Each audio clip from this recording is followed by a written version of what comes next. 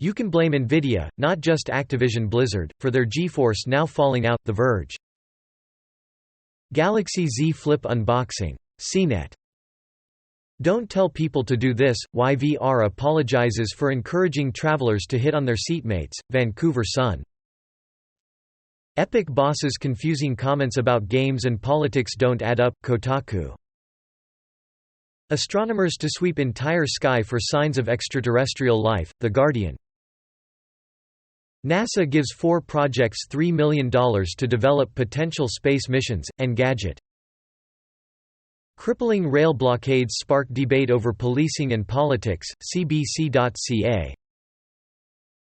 Game devs react to winning DICE awards. IGN.